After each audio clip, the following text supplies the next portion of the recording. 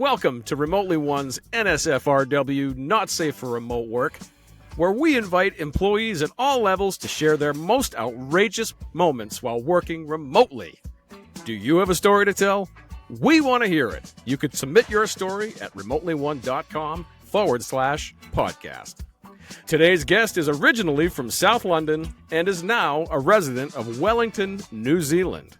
She is New Zealand's flexible work specialist and is the author of the book Flexperts.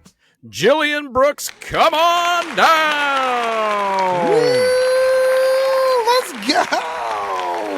Let's go, Gillian! The place is going crazy. I want to get Look on at these the people. show. Look at these people. You I people wanna are. get on Hey, the hey, show. down in front. Down in front. Settle down. Settle down. Okay, let's keep this Oh, together. my This is a gosh. professional atmosphere, people. You guys. Jillian, thank you so much for joining us and for tolerating us this far. Oh, It's almost pleasure. over. Absolute pleasure. Yeah. No, it's great to have you. We're so excited to hear your story. She's in the future. I can't believe she's in the future. Yeah. No, this is insane. This I is know. absolutely insane. Like I'm sitting here drinking a beer after a full day's work, and she's just having her morning tea. I don't know how to feel about that. I know. I'm in the weekend and you're still on Friday. It's insane. Oh my world. gosh. Blows our minds. So, Gillian, we are here for Not Safe for Remote Work, where everyone's just telling stories. Tell us a little bit about yourself and what it is that you're doing these days, and then let's set us up for the story. I want to hear what's going. I can't wait to hear Okay. the story. Okay, right. So what I do for a living is I'm a self-employed flexible work specialist. And so I do Okay. lots of training. I work with lots of leaders and leadership teams to help them get the best from flex, basically, kind of help them understand how to get the best of it, how to have better flexible work practice, how to connect it to their workforce strategy, all these sorts of things. And I work with lots of different organizations across New Zealand to help them kind of just dial up the benefits, really, because a lot of them are kind of living with it at the moment and they haven't quite worked out how to make the most of it. So that's what I spend my time doing. Yeah. That's great. That's great. So now, the best part of the show. What's up with the story that you want to tell everybody? Please let us know, give us all the details, where you were, how long Okay. ago was it? Take us Yeah, there, Julian. yes. Okay. All right. So we're in New Zealand. We're in Wellington. We're in a public service department over here. And there are many of them. And I was working with one particular leadership team from a public service agency. And it was just before Christmas. And over here at Christmas, it's hot. Everyone's tired. There's Craziness. Yeah. Rick, why is it hot? Why is it hot there? because the seasons are upside down in the Southern Hemisphere. Well, no, they could be right side up for you, though. Exactly. Okay. We're the All right right, way so up it's and everyone hot. else is upside down. Yeah, but mind you, when we're at the beach sipping on our hard seltzers, they're in zip-up jackets and Yeah. hats. Yeah. And it's craziness. exactly. Crazy. The world. All right. Okay. So it's hot. So it's hot. And the lead up Okay. to Christmas in New Zealand, but particularly in the public service, is everyone's tired. Everyone has this crazy idea that everything has to be finished before Christmas. And they forget that when Christmas comes and we go back to work in the new year, that there are more days Right. to come. They forget that because everything has to be done by Christmas. Right. Let's get it done So, today. There's no more days. So everything's just like that. It needs to be done before Christmas Eve. Before we all have like strawberries and Okay. bubbles or whatever at Christmas Eve because it's summer and so you have strawberries. So anyway, it's early December and everyone's tired. Everyone's hot and bothered. We're in this room. I'm with the senior leadership team. There's about 12 people in there, and they're all just like big bags under their eyes and just like, what are we doing? Right. Let's just, and what it is, right, is that they've decided that they want to kick off the new year with all this training for all their people leaders, which is great. So before we do it, though, I want to spend some time with the senior leadership team to make sure they feel really good about what's going to come. They're really clear about the messaging they want to send out to their leaders. And so I run this workshop with the senior leadership team to just kind of like, let's all gather together. I'll give you some context, what's going on with Flex across the world, give you some data so that we're not getting on the same overly page. Swayed by those. Yeah, exactly. We're talking kind of facts and figures rather than like, oh, well, I read this and I was talking to my mate and they said that, like there's enough of that already, right? So bringing them together, having this conversation. Now, are you in person or you're remote? So this is in person. We're kind of in person because they're trying to work out as an organization how they can do more of this remote work, right? So we're all in this hot room and it's a little bit airless and not enough sunlight, it's just a bit stuffy. And we've been in this room for about at least an hour, And we're going around the room and I've asked the question, why is it that Flex matters to you as a senior leadership team? What is it that you want to see that's better than than now once we've delivered all this training? Like, what's the real purpose for all this training? Why do you want to invest in this flexibility and doing it better? Right? Why? Because there's so many answers to that question, right? It might be we want to attract and retain talent. It might be we want to have better diverse leadership teams. Yeah, exactly. We want kind of higher levels of well-being, want to reduce the burnout risk for our people. Like, what is it that really matters to you as a leadership team?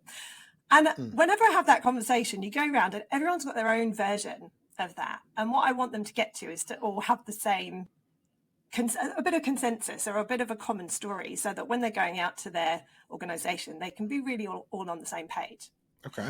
So this is where the connection to strategy comes in, right? And we're going around and all the leaders, they're getting into it and they're kind of talking to each other, go, oh, that's really interesting. Yeah, I haven't really thought of it like that. How do we make sure this is like fair for everybody and everyone has more access to more choices? And I'm like, yeah, brilliant. I mean, everyone's happy. Everyone's like, well, they're engaged at least, I wouldn't go as far as happy. No, I hear you. But I mean, you're in as the facilitator too, like you're pointing around and you're like, you're doing your thing. You're loving this. Yeah. You're loving this. Yeah, I'm loving it. And then I'm kind of writing up their different answers on the board so we can start to decide like which is the one that's kind of floating to the surface and is the one that's most important to them. And then we get to the chief exec and she sits back in a chair and she's at the head of the table, right? And everyone kind of quiets down a bit. They're like, oh dear. And she said, Gillian, can you stop asking me why this matters? Why I'm doing this? Can you just stop asking me that question? And I was like, oh God. And she said, I'm doing this because I have to. I wish I could stop talking about it. And like, everyone's what do you like, do with that? Shrinking. And I'm the only person standing up in the room. Everyone else is sitting down, and you can see them physically shrink. But I can't do that. I'm standing up. I'm at the whiteboard, like writing down all the answers. I'm like, okay. Oh no. And she's just like, I'm only doing this because I have to. Do you know what? I wish I could stop talking about it. I just want us to move on. I just want us to stop kind of worrying about it. Like, let's just do the training and just move on. I was like, oh. And I was like, okay. There was this sort of ripple of discomfort through the team and people were kind of, the shifty eyes when people are like looking at each other sideways and just like, what do we do? Now? There was a lot of that. And do you know what? Like, one of the beautiful things about being the external person is you don't have to save everybody. Like you can just let them be a bit uncomfortable and you're probably doing them a better service than trying to save everyone, right? Because you're like, herein lies your problem. What happens? Yeah. Wait, what happens? Like, so it's silent. Everyone's looking at us like, damn. Yeah. Oh no, we've made teacher mad. We've made teacher mad. Yeah, exactly. And then, so I said, well, the thing is, you could go out to your people and your leaders with that story, we're doing this because we have to. But I don't think it's going to give you the shift that you're really looking for. You know, like maybe we could give that an upgrade. So why don't we like have a little think about some of these other ideas on the board Just and see which ones of those you might warm to. I mean, it really doesn't bode well for her leadership for her to say, I'm only doing this because I have to. So what was the final result of the policy of what ended up happening? I think she was really uncomfortable, actually. I think she was like, oh, shit. Sorry, I probably can't say that. No. Oh, no, you swear all you want. Yeah, this is an NC-17 show. We throw shit around all the time. Okay. See what shit sticks. Yeah. Does she look at you and say, oh, that was a real cock up? No, that was a real cock up. I'm really in the piss now, aren't I? Holy shit. So she was all of a sudden really fascinated by her phone, and then she suddenly had an emergency she needed to attend to, which I kind of thought was interesting because all of her senior leaders were already in the room that she was in. So I'm not quite sure. Maybe it was, something was going on with the ministers or something. She was packing up her desk. That's what was going on. Right. So I guess I'm curious about the end result of the policy. So you guys were talking about workplace flexibility and stuff like that. So what was kind of the end result? What they ended up doing? So when she kind of left and left everybody else to kind of carry on. And I was like, okay, so where do you want to take this, people? Do you want that story that we're doing this because we have to, or do you want a different story? And they were kind of like, it's obvious what the answer was. And so we kind of cobbled together something about making flexible work fairer for everybody and with everybody having more access to some choices, which was an easy line. Everyone knew how to say it, like it's not complicated. And we went with that in the end. But honestly, I've never had so many apologies from people in the room. There was so not from the senior leader, I hasten to add, but from all of the rest of the leadership team. They were coming up to me afterwards going, I'm so sorry. I don't know what's like, there's a lot going on right now. There's, it's that lead up to Christmas time. Everyone's a bit stressed. Like, I'm really sorry. That's not how she normally shows up. And I was like, that's just what we got. Yeah, no, but that says a lot about the respect that they had for you, because they were put in an uncomfortable spot by one of their own. Yeah. And they didn't want you to think badly of them because she was mistreating you. So, I mean, that's good for you. They were obviously engaged. Do you know what? I think you're right. And do you know what I said to them? I said, do you know what? At least she was honest.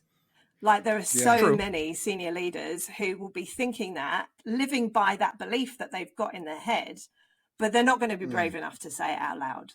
I said, at least she had the courage of her conviction to just be honest. Yes, it was uncomfortable, but at least we know what we're dealing with. If that's how she's feeling, we can operate with that in mind, And so when I was then delivering the training out to all the people leaders, like there's about, 120 people leaders that I then went on to train, I was able to kind of really put voice to that feeling that some of them might have had, which is, oh God, why are we doing this? And I could just front foot it and I could say, look, you might be feeling like, oh, I'm doing this because I have to, I'm doing this because we've got no choice. My back's against the wall. And here's how we can reframe it, So it was kind of a bit of a blessing in the end, but God, it was uncomfortable. I would imagine so. I love it. Stop asking me. Just stop it. We're doing this because we have to. Damn it, bitch. Why you keep asking me this question? It's like you brought me here to do this. Why are you yelling at me? Yeah, why are you yelling at me? Why are you yelling at me? Holy shit, yes. I'm only showing up because the state tells me I have to be here. Right. I'm here because y'all paid me. Why are you mad at me? I don't get it. Such a weird dynamic. And like, you're the leader. It's like, I'm here to give you a softball. So great. Well, thank you so much for that story. Gillian, can you tell our listeners and viewers and our audience, where can they find you online? Where can they find you to learn more Yeah, about of course. Thanks, Kaleem. Yeah. So you can find me at gillianbrooks.co.nz because I'm New Zealand based. That's where you can find me. Or you can find me on LinkedIn, Gillian Brookes, and I'll pop up. And also, yeah, you can check out my book, Flexperts, which you'll be able to grab online or, an e-copy. Yeah. So I hope you enjoy it. It's a very practical guide. It's not highfalutin or anything. It's just lots of practical tips about how to make the best of flexible work. Well, thank you so much. We really appreciate the story, and I know our audience will like it too. Thank you so much. Yeah, good stuff. Thank you. Good stuff. It was really great to connect with you. Awesome. Yeah, likewise. We'll talk to you later. Peace.